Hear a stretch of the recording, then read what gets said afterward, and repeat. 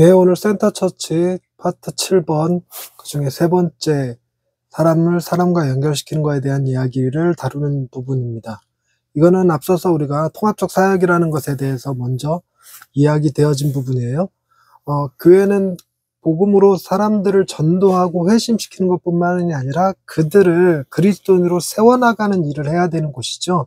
그러니까 세워나가는 일을 어떻게 할 것인가, 회심을 넘어서서 그리스도인으로서 어떻게 능력 있는 사람들이 되게 할 것인가 하는데 포커스가 맞춰진 이야기입니다. 그것의 첫 번째가 하나님께 사람들을 연결하는 것이 예배를 통해서 가능하다는 얘기를 했었고, 오늘은 사람들 서로에게 연결하는 것이 중요하다는 얘기를 했어요. 그 기본 원리들을 가만히 보면 하나님께서 당신을 우리에게 드러내 주시는 방식이 초자연적 방식과 자연적 방식 두 가지가 있을 수 있겠지만, 뿐만 아니라 자연적 방식이라는 그것 안엔 사람들과의 관계를 통해서 당신을 드러내시는 경우가 훨씬 더 많죠. 그래서 그 사람을 통해서 다른 사람이 전도되고 회심되는 거니까 하나님께서 우리를 부르시는 수단으로서도 사람이고, 하나님이 우리를 당신의 사람으로 세워나가는 방식도 사람을 통해서 행합니다. 그렇기 때문에 그 사람을 통해서 되어진다는 얘기 자체가 공동체를 의미하는 거예요. 어떤 측면에서는 하나님 그분 자신의 존재 양식 자체가 삼위일체 공동체로 계셨고, 그리고 그분이 우리를 공동체로 창조하셨죠. 아담과 하와를 창조하시고 그 위에 수많은 사람들 가운데서 우리가 살아갈 수 있도록 우리를 준비시켜 주셨으니까 하나님께서 공동체를 창조하셨다 이렇게 말하는 것도 가능한 이야기가 될 것입니다. 근데 우리가 세상 문화와 교회 문화가 서로 비슷한 것 같으면서도 다르고, 또 어떤 측면에서 혼재되어 있기도 합니다. 그런 것들을 구분할 수 있어야 되고 분별할 수도 있어야 되겠지만, 사람은 어떤 경우에서건 그 사람의 성품이라는 것은 사람들 사이에서 되어지기 마련이거든요. 나 혼자 아무리 착한 사람이고 훌륭한 사람이라고 얘기해봐야 다른 사람을 대하는 태도에서 엉망이면 누가 그를 훌륭하다고 말하겠습니까? 그러니까 내가 어떤 사람인지를 드러내는 건 공동체 안에서 나의 모습이 어떠한가를 보여주는 것과 같은 얘기겠죠. 뿐만 아니라 하나님이 어떤 분이신가를 보여주는 것도 공동체가 어떤 공동체인가 하는 것에서 드러나기도 합니다. 그래서 사람들에게 하나님을 보여주는 방식으로 아주 탁월한 어떤 한 인물을 보여주는 것도 좋지만, 그거는 다른 종교에서들도 얼마든지 신앙의 영웅이라고 하는 사람들은 있을 수 있으니까, 교회만이 할 수 있는 특별한 것은 하나님이 세우시는 특별한 공동체를 보여주는 거예요. 그러니까 반문화, 대한문화가 돼야 된다는 얘기인데요. 대한문화가 되는 것은 세 가지 영역에서 특별히 두드러져요. 성에 대한 생각이 무엇이며 돈, 그리고 힘을 어떻게 쓸 것이냐, 권력을 어떻게 사용할 것이냐 하는 것들이죠. 그러니까 이런 것들을 사용하는 방식, 다루는 방식들이 하나님을 믿는 사람들의 태도는 어떠한지, 동시에 하나님은 어떤 분이신지를 보여줄 수 있는 좋은 통로가 되는 것입니다. 그래서 공동체는 전도하는 공동체일 뿐만 아니라 성품을 만들어가는 공동체이며 함께 행동하는 공동체입니다. 그걸 통해서 하나님을 알아가는 공동체이죠. 우리도 이렇게 모여서 우리가 주고받는 대화를 통해서 하나님이 어떤 분이신지를 보여주는 거거든요. 우리가 하는 대화나 결정하는 가치관이나 우리가 같이 동의하고 긍정하는 요소들이 하나님을 드러내주는 방식이 되는 것입니다. 세상 사람들이 그걸 통해서 알 수 있는 것이죠. 그래서 하나님은 특별히 당신을 계시하시는 방식으로 당신을 아는 사람들의 모임을 통해서 행하신다는 것이 성경에 분명하게 기록되어져 있으니까 바로 그런 얘기가 되는 건데요. 그러면 어떻게 하면 우리가 세상 사람들에게 기독교인 공동체, 하나님을 보여주는 공동체를 만들어 나갈 수 있을 것인가에 대한 이야기를 오늘 구체적으로 하고 있습니다. 그래서 오늘 본문 말씀, 오늘 이런 얘기들만 쭉 놓고 보면 자칫 우리가 율법주의 공동체를 보는 것 같은 느낌이 들기는 해요. 꼭 이거 해야 된다라는 워딩 같은 것도 등장하기도 하고요. 그런데 말의 요지는 이런 겁니다. 우리가 사람을 그리스도인으로 만들고 훈련된 그리스도인, 능력 있는 그리스도인으로 만들어가기 위해선 그런 공동체를 보여줄 수 있어야 되는데, 보여주는 방식으로 어떻게 할 것인가, 그러기 위해서는 교회가 예배라고 하는 큰 공동체 그룹도 필요하지만 이어서 소그룹도 굉장히 중요함을 강조해요. 그래서 소그룹에 참여하는 성도의 수가 공예배에 참여하는 성도들의 수의 절반을 넘지 못한다면 그것은 교회라고 하기보다 백화점 같은 소비자 문화센터가 되는 것이다 라는 말까지도 합니다. 그러면 어떻게 하는 것이 좋은 공동체를 보여주고 공동체를 만들어갈 수 있는 방식일까? 그걸 살펴보기에 앞서서 부흥주의와 함께 비교를 좀 해놨어요. 부흥을 일어났던 시기에는 이 교회가 가지는 중요성이 좀 퇴색됐어요. 교회는 신앙을 가진 사람들이 2차적으로 부가적으로 선택할 수 있는 옵션처럼 여겨졌는데, 이건 옵션이 아니라 필수다. 왜냐하면 교회가 바로 그 하나님을 보여주는 좋은 표지이기 때문이다. 이런 주장을 하는 거거든요. 그래서 이 부흥주의에서 나왔던 중요한 장점들과 교회가 가지는 장점을 좀 통합시켜서 통찰력 있게 바라보는 방식을 6가지 정도로 보여줍니다. 첫 번째가 설교를 할 때 회심을 위한 설교를 좀 많이 하지만, 그와 더불어서 성찬을 받는 성도들의 상태, 그들이 지금 어떤 신앙의 경지에 이르렀는지를 체크하고 그들의 상태를 존중하는 것도 매우 중요하다는 얘기를 하고요.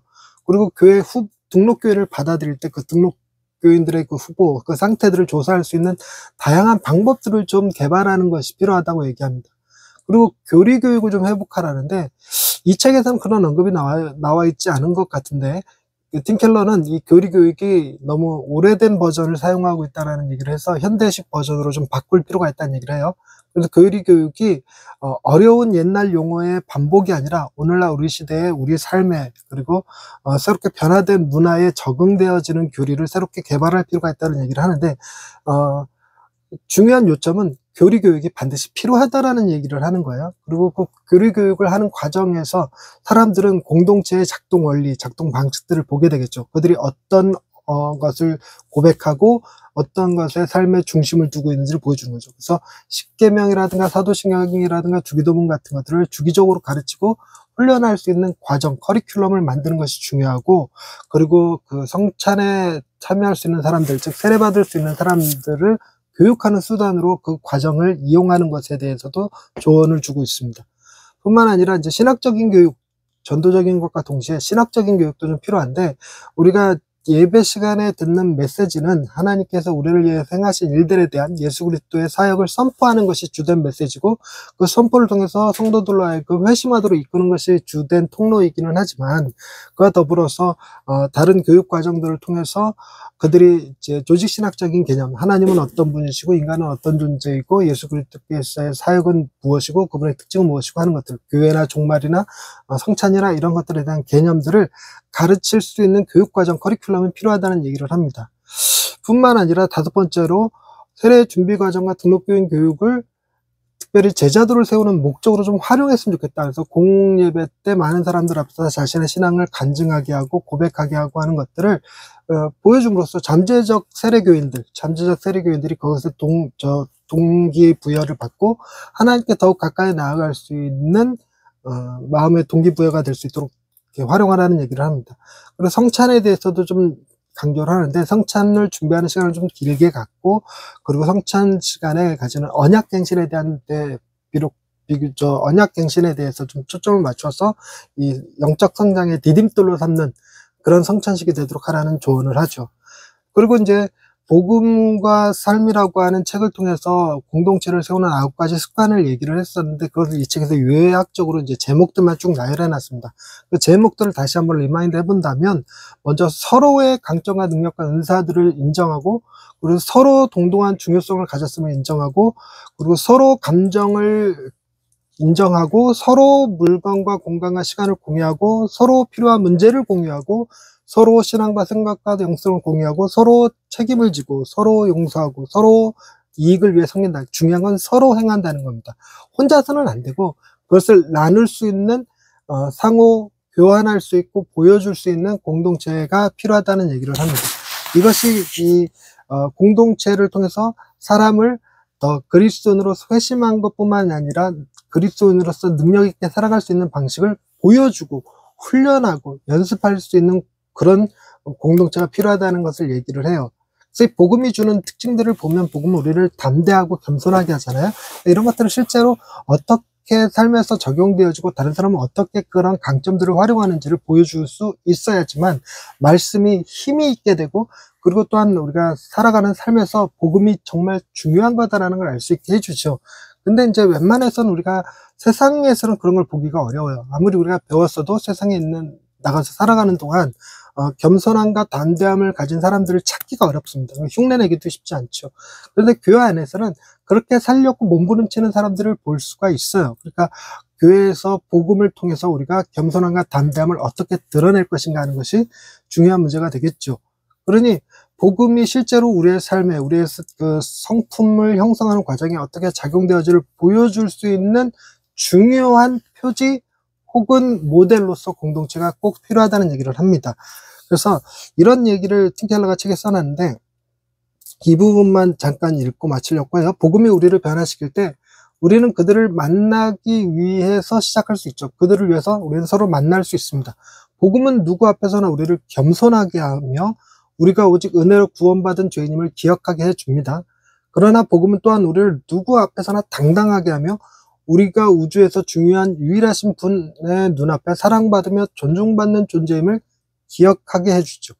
우리가 동일한 은혜를 경험한 다른 문화, 인종, 사회 계급의 사람들을 만날 때 우리는 동일한 생사의 경험을 함께 했음을 보게 됩니다. 그리스도 안에서 우리는 영적으로 죽었다가 새 생명으로 일으키심을 받았죠. 공동체 자체가 복음의 일부입니다.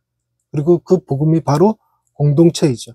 그리스도께서 십자가에서 당신을 위하여 성취하신 그 복음이며 하나님과 백성이 함께 사는 새로운 삶의 자리가 바로 공동체이기 때문입니다. 네, 수고하셨습니다. 여기까지 하겠습니다.